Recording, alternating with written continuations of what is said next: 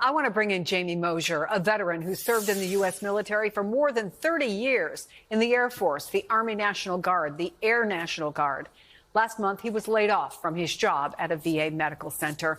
Jamie, first of all, thank you so much for your service, and thank you for speaking with us today. Look, Elon Musk, Capitol Hill today. What would you want him to know? I want him to know that a lot of the people I know and a lot of the people I've served with and people that I've served with and have made the ultimate sacrifice are very aware that he was not elected to be operating within our government. His cuts are harmful and perceived as malicious. I do not believe they have Americans' best interest behind them. They are being poised as that.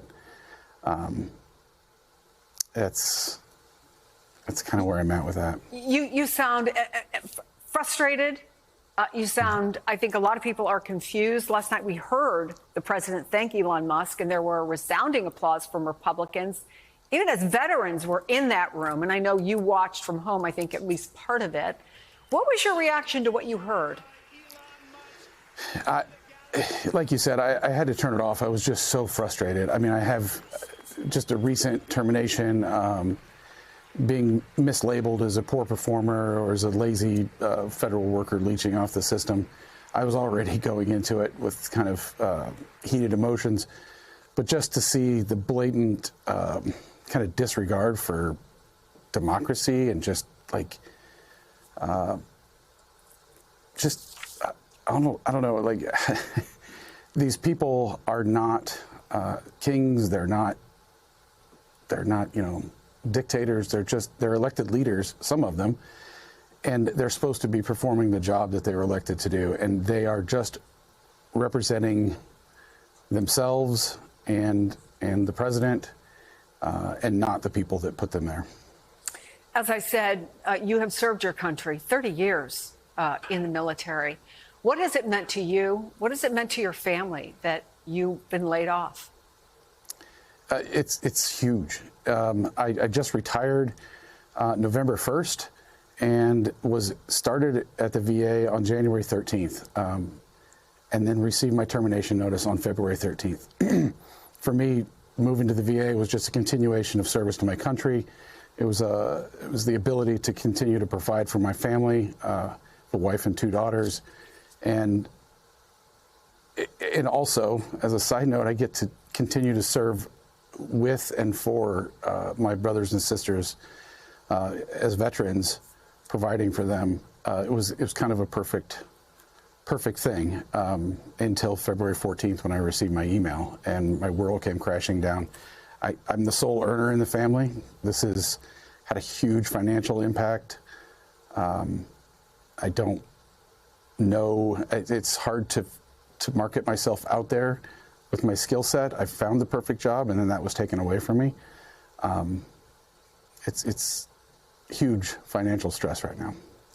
I know I asked you what you would say to Elon Musk, but what would you want people out there listening to know? I mean, we just learned that the chief of staff at the Department of the Veterans Affairs put out a memo yesterday outlining a VA-wide reduction in force in August to resize and tailor the workforce to the mission. But if we do the math, it could mean between 59,000 and 82,000 people would be let go. What would that mean for the department? You were inside it. You saw how it worked. Can it take a hit like that and do what veterans have come to expect it to do? Yeah, I could really only speak for the short amount of time I was in my department at my facility. But I will say, I went in, we were short-staffed going in. I knew that. We were struggling. I worked in the transportation department, getting vets from their homes to the VA for healthcare appointments, which is a huge part of it. They need the support in order to receive the benefits. I don't know if they were to cut more out of our department, we wouldn't be able to support transporting vets. And I don't, and I'm speaking only for our facility. I don't know how that number you talked about, 50 to 82,000, is that going to be intelligently applied and kind of spread across the board, or is it going to be just an axe to probationary employees that have been on the job for 30 days, even though, I've done nothing wrong? Jamie Mosher, we appreciate you coming on at a time that is obviously very difficult for you and your family and telling your truth. So thank you so much, and we only wish you all the best. I very much appreciate you giving me the opportunity. Thank you. Thank you.